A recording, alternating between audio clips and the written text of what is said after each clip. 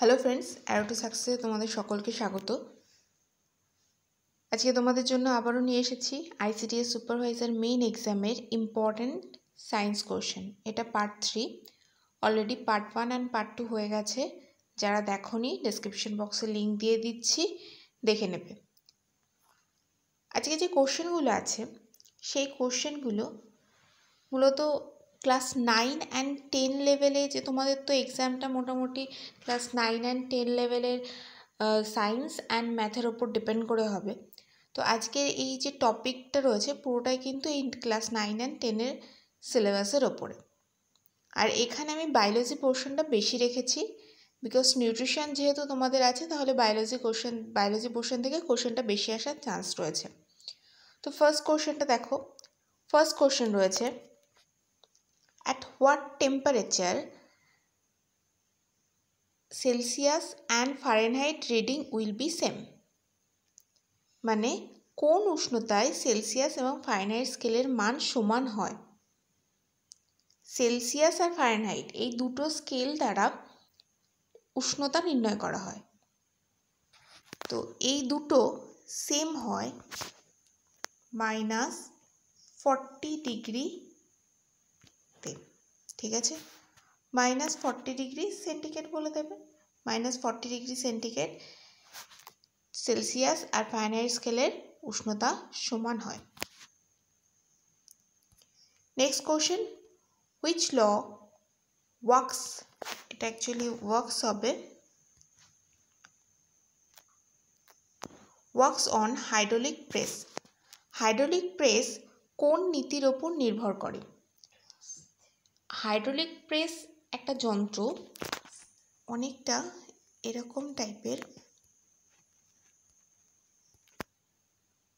ধরো এরকম একটা যন্ত্র রয়েছে, তুমি কি করলে এখানে একটা স্ট্র ঢোকালে এবং এর মধ্যে লিকুইড ফর্ম রয়েছে। স্ট্রটা ঢোকানোর পর যখন এখান দিয়ে স্ট্রটাকে চাপ দিয়ে ঢোকানো হলো, ধরো কোল্ড ড্রিঙ্কস খাচ্ছ, একটা স্ট্র নিয়ে বোতলটার মধ্যে বেশ খানিকটা চাপ দিয়ে ঢোকালে, তাহলে কী হবে? স্ট্রয়ের মধ্যে দিয়ে কোল্ড ড্রিঙ্কসটা খানিকটা উপছে বেরিয়ে চলে আসবে। তো এই যে জিনিসটা, এটা যখন মেশিনের মাধ্যমে করা হয় তখন এটাকে বলছে হাইড্রোলিক প্রেস। আর এটা কোন নীতির ওপর বেস করে? এটা পাস্কেলের সূত্রের ওপর বেস করে করা হয়। হাইড্রোলিক প্রেস পাস্কেলের সূত্রের ওপর বেস করে করা হয়। তো it's based on Pascal's law. Next question, what is the phenotypic ratio? Phenotypic বা ফিনোটাইপ একই জিনিস, ইংলিশে লিখলে ফিনোটাইপিক হয়। What is the phenotypic ratio of Mendelian dihybrid cross? মানে মেন্ডেল যে দ্বিসংকর জননের পরীক্ষা করেছিলেন, বা মেন্ডেলের দ্বিসংকরায়নের ক্ষেত্রে ফিনোটাইপের অনুপাত কত? এটা ক্লাস 10-এর সিলেবাসের বংশগতি চ্যাপ্টারের কোশ্চেন এবং পরীক্ষায় আসে 9:3:3:1। Next, what is the chemical name of vinegar? এটা সিলেবাসের মানে 9-10-এর সিলেবাসে নয়, বাট এটা কিন্তু প্রচুর পরীক্ষাতে এসেছে, এই জন্য এই কোশ্চেনটা আমি দিয়েছি। ভিনিগারের রাসায়নিক নাম কি? ভিনিগারের রাসায়নিক নাম কি? ভিনিগারের রাসায়নিক নাম হয়ে যাবে অ্যাসিটিক অ্যাসিড।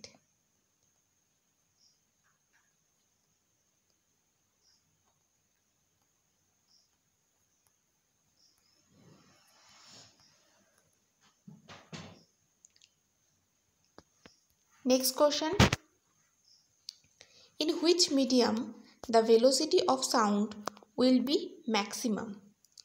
বা কোশ্চেন আসতে পারে যে in which medium the velocity of sound will be first maximum, একই জিনিস, মানে শব্দের বেগ। এটা একদম সোজা কোশ্চেন, ওই জন্য বেঙ্গলি ভাষায় আমি দিইনি। শব্দের বেগ কোন মাধ্যমে সর্বাধিক হয়? শব্দের বেগ, রিমেম্বার শব্দের বেগ, এটা হয়ে যাবে সলিড মিডিয়াম, মানে কঠিন বস্তুতে শব্দের বেগ সর্বাধিক হয়। Next question, in which medium the velocity of light will be maximum. মানে আগের কোশ্চেন রয়েছে কোন মাধ্যমে শব্দের বেগ ম্যাক্সিমাম হয়, আর পরের কোশ্চেনটা কোন মাধ্যমে আলোর বেগ সর্বাধিক হয়। দুটো কোশ্চেনই কিন্তু ইম্পর্টেন্ট।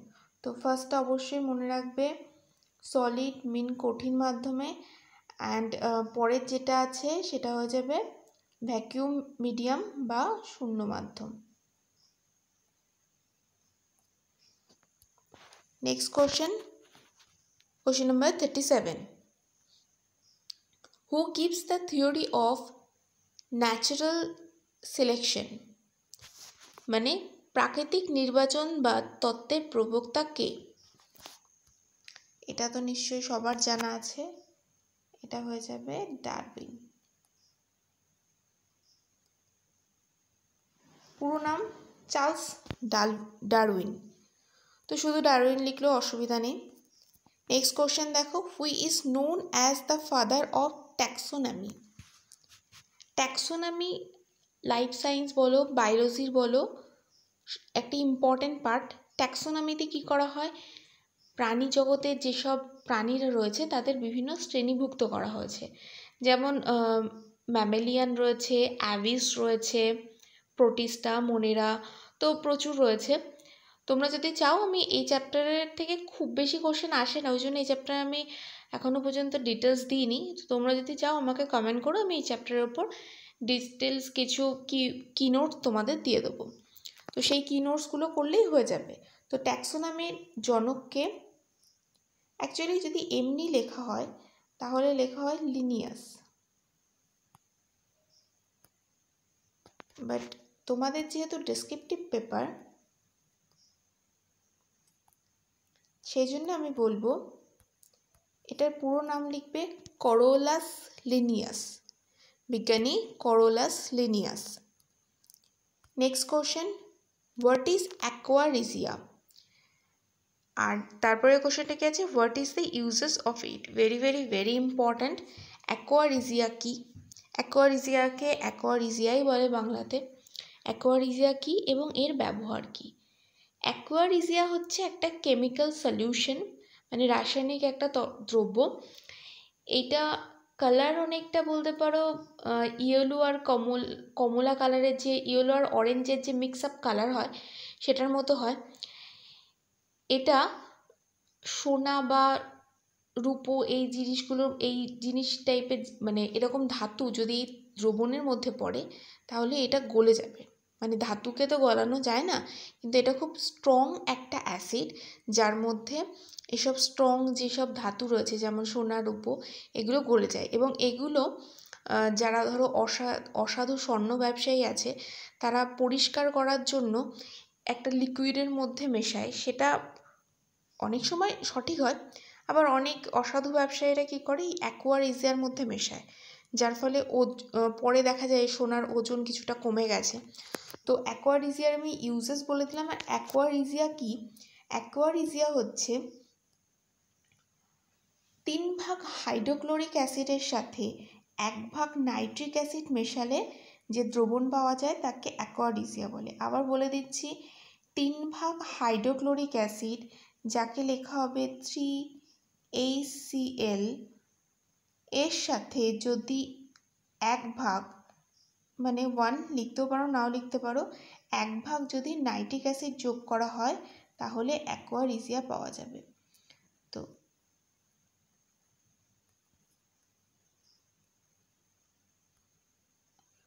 (3HCl + 1HNO3) হাইড্রোক্লোরিক অ্যাসিডের সংকেত HCl আর নাইট্রিক অ্যাসিডের সংকেত HNO3।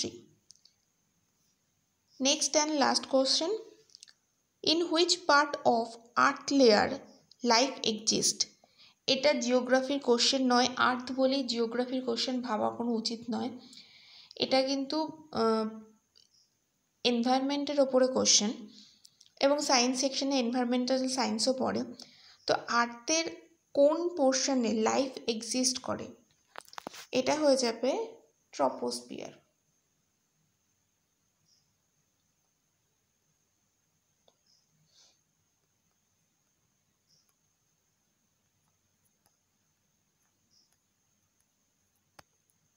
তো ট্রপোস্ফিয়ারে লাইফ এক্সিস্ট করে। আজকে এই 10টা কোশ্চেনই রয়েছে তোমাদের জন্য। নেক্সট দিন তোমাদের জন্য আরও অনেক কোশ্চেন নিয়ে আসবো। যদি এই সেশনটা ভালো লেগে থাকে অবশ্যই একটা লাইক করো, আর যদি এখনও চ্যানেলটিকে সাবস্ক্রাইব না করে থাকো তাহলে সাবস্ক্রাইব করে নাও, যাতে নেক্সট ভিডিও দিলেই তোমরা নোটিফিকেশন পেয়ে যাবে। আর সাবস্ক্রাইব করার পর অবশ্যই বেল আইকন প্রেস করে নেবে। ওকে, থ্যাংক ইউ।